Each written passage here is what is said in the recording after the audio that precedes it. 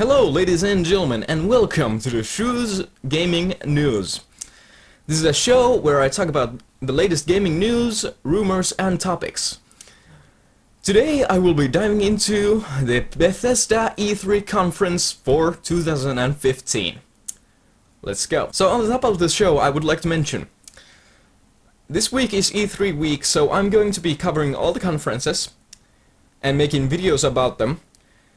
But that means that I won't be able to upload so many Let's Plays. So that means Bioshock Infinite and all the other Fallout games will have to wait for this 1 week. So with that in mind, I would like to start with Doom 4. So here are my opinions on Doom 4. I think the game looks kind of generic in a sense, considering, well, it's like every other FPS game out there right now, and I was hoping for more. And honestly, in the E3 predictions video I said that maybe this will be something like Wolfenstein: The New Order. They're like bringing back this old FPS series that kind of defined the genre. But I'm sorry to say that it really didn't seem like that. I think the game looks fun, but really does it stick out from every other FPS game that there is out there at the moment? No, it does not, and it's a shame. I was actually really hyping up for it being something great, but we'll just have to see later on. I mean, they showed off this gameplay where you had, well, it was basically just a... They showed off the guns and the animations that you can use and how you can kill the demons and such. I mean, the finishing moves and such. I don't know if they're considered finishing moves in Doom, I don't know. I'm meaning when you hit a demon or split its face open. And I don't know, I mean, the gameplay even in itself felt so like cinematic, and it was clearly scripted, so it really didn't feel good to me. And I think if they had gone the route of doing something more normal, it might have been even better. I mean, if there had been someone playing the game and not doing this crazy like, look at how many demons I'm killing thing, maybe it would have been better. But then again, I've never been a huge fan of Doom, so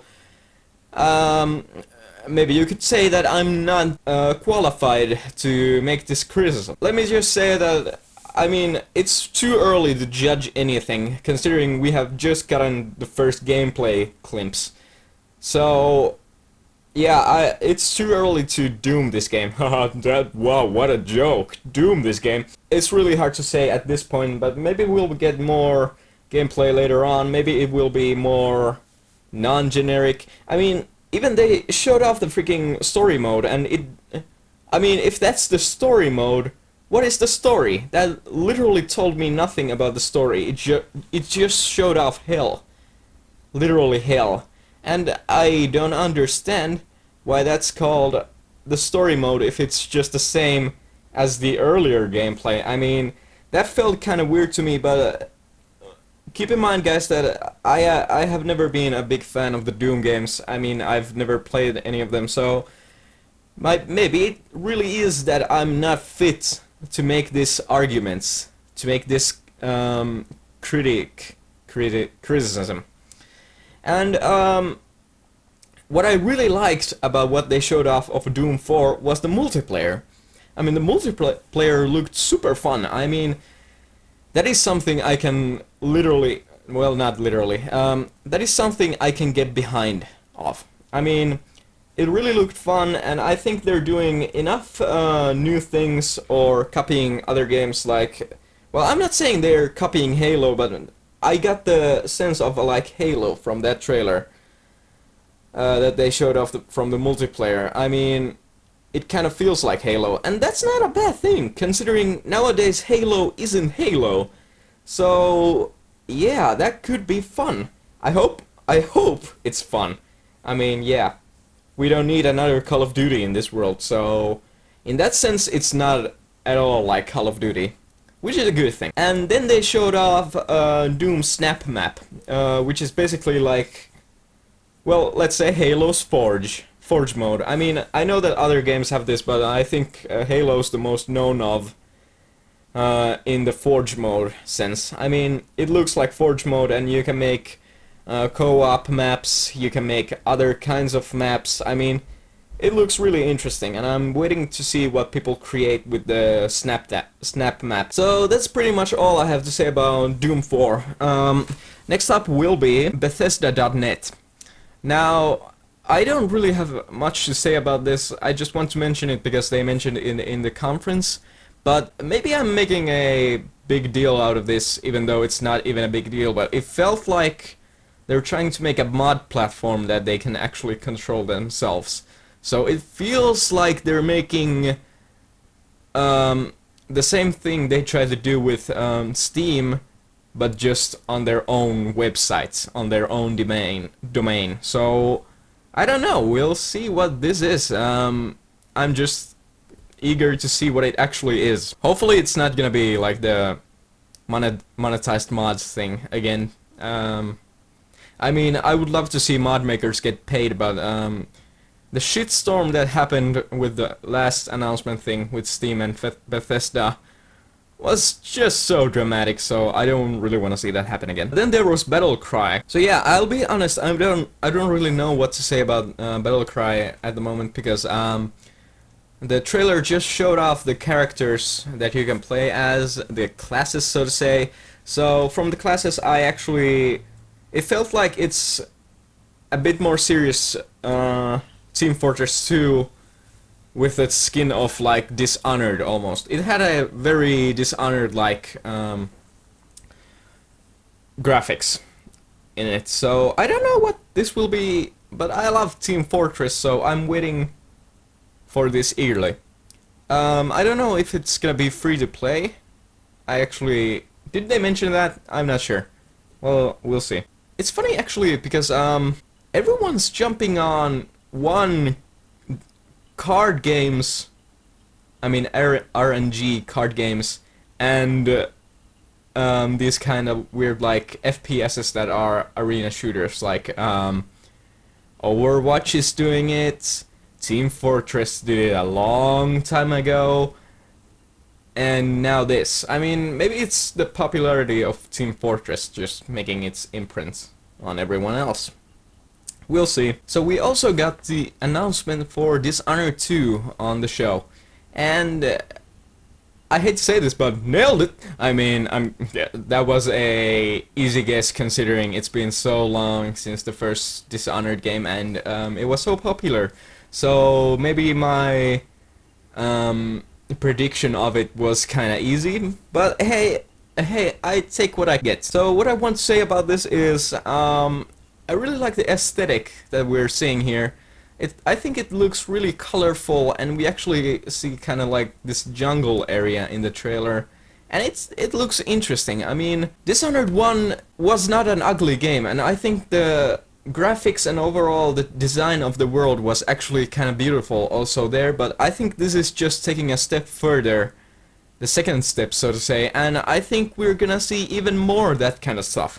And I love that. That's exactly what I want from the series, graphics-wise. Also in the trailer we saw that we get a grappling hook kind of thing with a... oh my god, what are those spells called in the game? Oh no, I'm completely blanking out. It's been 6 months since I played the last Dishonored game. Well, we get a grappling hook, which looks interesting. So that could mean that we could, like the first Dishonored, use like balconies of buildings, roofs of buildings, and the street level. Will this be the new Blink? I don't know. I mean, I don't see the use in that. I mean, it could be that only Emily can do grappling hook, the skill, and Corvo's skill is the Blink. I mean, there's another thing about that. How does Emily get the freaking magic skills? I don't know. I'll get to that later. We'll see. Also, just wanted to mention that we actually get to play as Emily, which is, I mean, that is so left out of the field. I had no idea that that would be happening, and I was so so blown away. And actually, during the trailer, I was kind of like feeling like, oh no, does that mean that Corvo is dead or something like that? I mean, does that mean that in the story Corvo gets killed and now Emily has to go avenge him or something like that? That was the initial thing I was thinking about the story. But later on we found out that you can play as Emily or Corvo. So there's a different protagonist in the game. You can choose your protagonist, which is kind of weird. I mean, does that mean that the story changes with the character you play? Is it two different games that you play? And yeah, I don't know. It could be that it's completely the same, the story is completely the same, the game is completely the same, but you're just playing a different character. But then again, I don't see what's the point in giving us another character if it's gonna be completely the same, other than giving us a female protagonist in a video game. Which is not, I mean, I don't think that's necessary. Let's be honest, it's not, I mean, I know that female protagonists are important in modern games, but still, I will any day choose a condensed story that is designed for a character, not a sex, so to say, over just like pick male or female. So in that sense, I don't know what this will be, but I think it's cool that they're doing actually this kind of stuff. I mean, it could be really good. Also, the guy that Emily is trying to assassinate in the trailer says, "You will be the assassin we thought you were." So, I don't know, that's gonna be a story implementation, I think. We're gonna find out later what happens in the story and why everyone thinks Emily is an assassin. We'll just have to see. So, okay guys, I'll be honest. I played 20 minutes of Elder Scrolls Online when it was in beta. Hated it. Tried it again when it came out, still hated it. It's getting expansions. I don't know if it has any mounts. I'm guessing it's gonna get mounts. If it doesn't have mounts, bare mounts. And new cities. That is all. I have no idea what this game is, so sorry guys. And then there's Elder Scrolls Legends, which is a card game. So everyone's jumping on the Hearthstone wagon. Also, isn't it? I don't know. I don't know why every freaking company is trying to make Hearthstone again or something like that. I mean, it's just such a perfect experience in Hearthstone, so I don't know. This is like MOBA, isn't it? It's like the new MOBA. Everyone's jumping on the freaking RNG card game wagon. And it's gonna be free to play, which is good, so you don't have to pay money. I mean, pretty much every card game nowadays is, so there's that. Well, except the original Magic the Gathering that everyone seems to love. So before I get to Fallout 4, I want to mention the Fallout Shelter thing, which is a strategy game on phone, and it looks like XCOM to me at least. It really looks like the hub from XCOM that you use when you're training your troops and making your base bigger. So it looks like that, and I'm guessing it's kind of doing the same thing. I think the game looks really good, and I'm really hyped that these kind of like huge game companies like Bethesda are doing mobile games. And literally when they introduced it, it was just like, yeah, we kind of felt that this was gonna be a good game, so we just made it in the basement. So I think that's good. I think that it's much better that they're doing these kind of little projects and just putting them out there, whereas they could be doing, well, we're only doing mobile games now. Oh my god, I can say mobile. So it's good.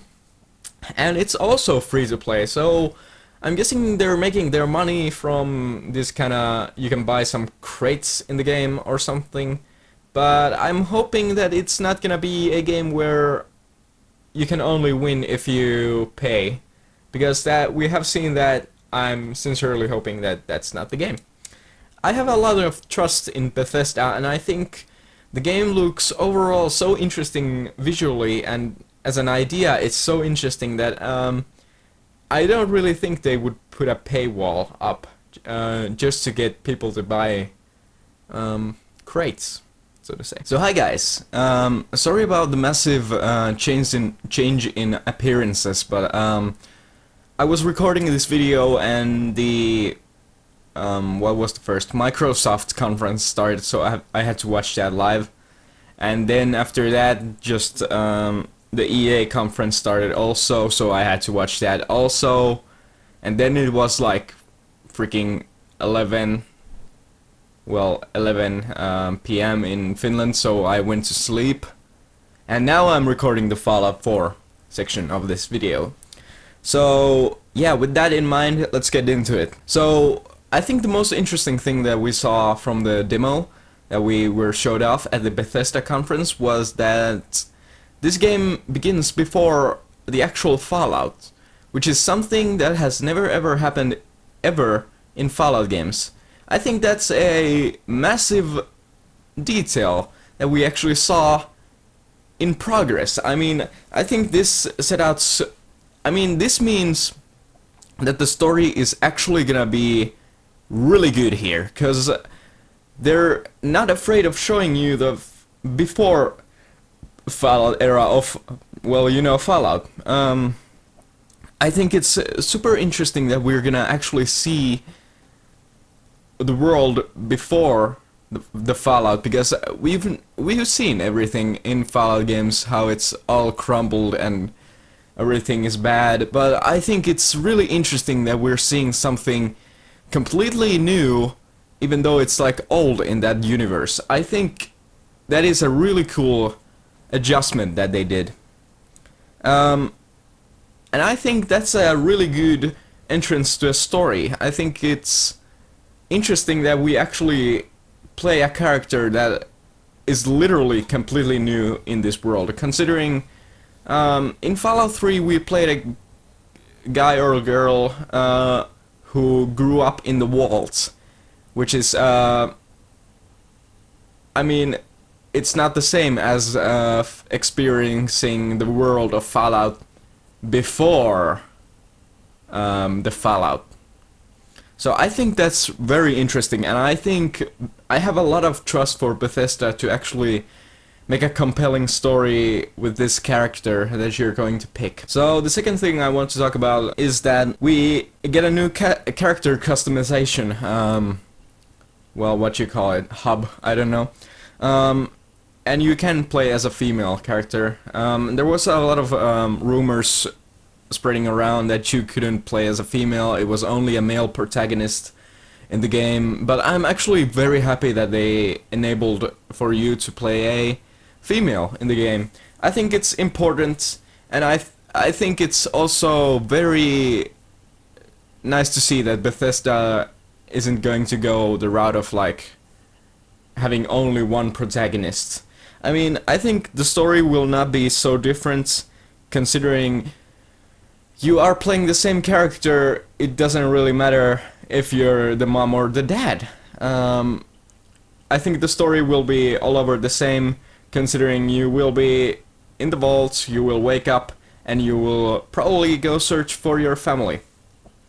I think that's a really interesting thing that they did with Fallout, and I think it's really, I mean, the character customization in itself actually looks really cool. I think they know that the previous Fallout games didn't have a good customization thing in them, and I think they have seen what the mod makers can do, and now they're making their games better just to compete with the mods, considering who actually, I mean, the first thing I did in Skyrim was mod it so that I can have more hairs for my waifus.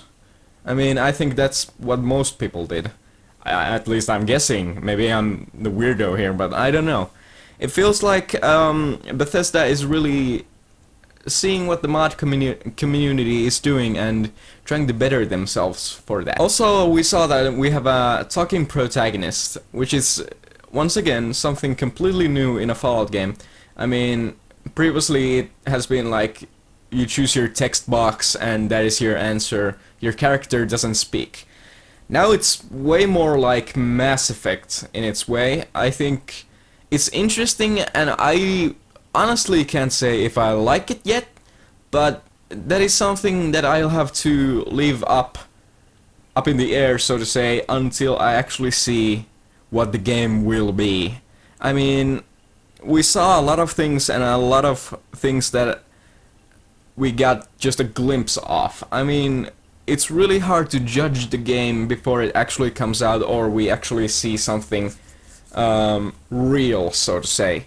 I mean, the gameplay-wise, the demos were really legit. I mean, it really looked like they were having a lot of fun, and the overall feel from the Bethesda conference, I felt like they were really confident in what they were gonna show. I mean, Fallout 4 felt so very good that you can clearly see that this is a company that actually has trust in their products, and has trust in their IPs, and has trust in their community to actually support them. I think overall, I've seen now like 3 conferences, and I think still the Bethesda conference was so good. They set the bar up so high. But enough of that. You will be the sole survivor of Vault 111, as we already knew. People were speculating that in the trailer that you wouldn't even play the character that was in the announcement trailer. But I think it makes sense considering they showed off him. And knowing the previous Fallouts 1, 2, 3, you play as the Vault Dweller, so, well, not you only play as the Vault Dweller in 1, but you are always from a vault. So I think it's basically, I think it's taken for granted that you can play a vault person. That being said, you are the sole survivor of 111. So in the previous games you had to go away from the vault to, I don't know, in Fallout 1 you had to leave the vault because your water generator was not working and you had to go find a fix for it. In Fallout 3 you just had to go looking for your father because basically everyone in the vault started hating you. So this time you are literally the only vault person, I mean citizen of the vault. And I think that's interesting also. I really love that they're doing these new kind of things with the Fallout series. I really couldn't be any more hyped for this game. Graphics wise, I think they have gone a step further from everything else they've done. I mean, it really looks better than Skyrim in my opinion. I mean, well, it has to look better than Skyrim considering it's a newer game. And I think they're really taking influences from other graphics in the game. I mean, I think the graphics in this look really smooth almost. It looks really good in a sense, whereas in Fallout 3 and 4, not 4, New Vegas really were blocky. This looks really smooth, and overall the game feels really oddly smooth, and I'll get to that later. I'll explain that later. We also saw that we have a dog companion that can retrieve stuff and has commands.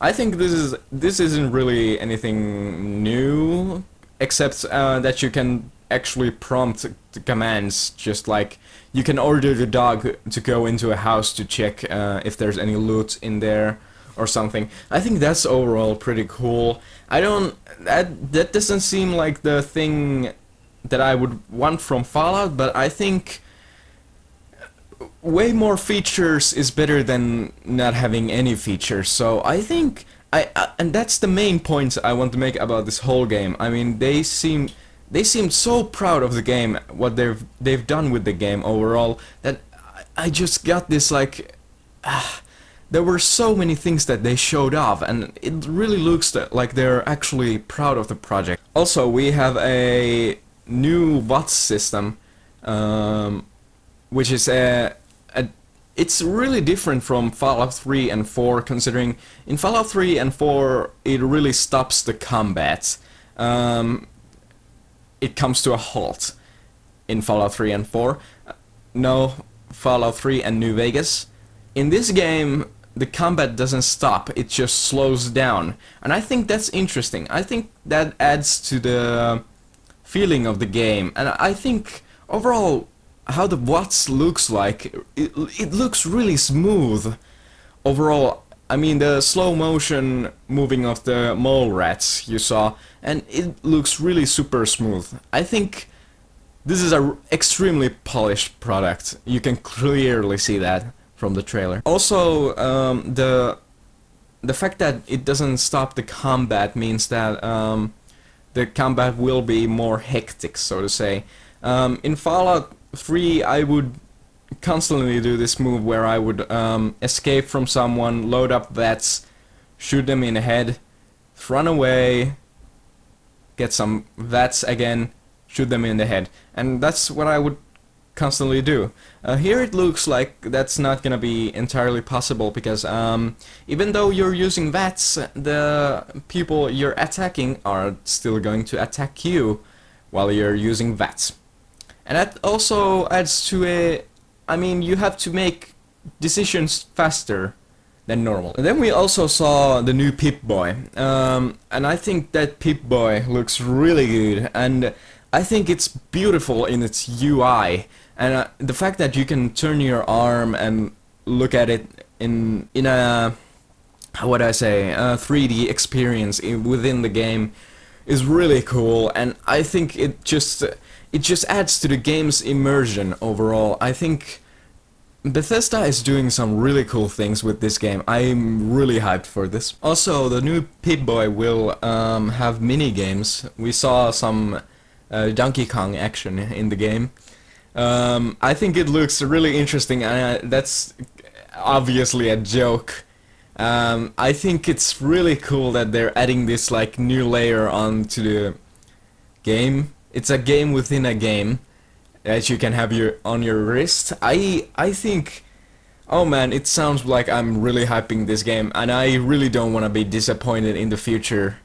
But this game just looks so good, and just the overwhelming like confidence that is coming from Bethesda, and especially I think it was Todd Howard who was presenting the game, was just so fun to see. I think it's really interesting what they're doing. Also, there's gonna be a second screen Pip-Boy that works with the game. I think that's interesting also, considering it just means that you don't have to go rummaging through your beautiful UI Pip-Boy within the game. You can use your phone or your actual Pip-Boy that you can get from the pre-order of the game. Not the pre-order, I think it's the Pip-Boy exclusive, something like that. That being said, I'm probably not gonna get that because I'm guessing it's gonna be something along the lines of if you have an iPhone you can use this, whereas then I have something a bit more bigger, that is a OnePlus One, ladies and gentlemen. So I don't think that's gonna be compatible with my phone. But I think it's a cool, interesting idea nonetheless. I think I'm talking about the wristband Pip-Boy. I mean, of course it's gonna be compatible with my phone, the app for the game. So I'm absolutely gonna use the freaking app for the game. I mean, that's just amazing. I think if any game is gonna have this perfect second screen experience for the first time, it's gonna be Fallout 4. We also saw that you can build a house or a fortress, so to say, and have your little like village. I think that the building thing that they showed off, where you actually can construct a house, looked a lot like Rust, the game Rust, and I think it's interesting. I don't know if the building a house thing will be really fun when I'm doing it alone. I mean, the main attraction in Rust for it is that, well, I'm doing it with my friends. But I don't know. We'll see. We'll see. Also, the villages that you build around your house can be attacked by raiders from time to time, and I think it's really cool that they're adding like this completely new thing to Fallout. I mean, there are so many things that are so unfallouty. That's a word, I'm guessing. That it's really I'm blown away by just the innovation that this game has behind it. I mean, this is literally nothing we had seen in Fallout games before.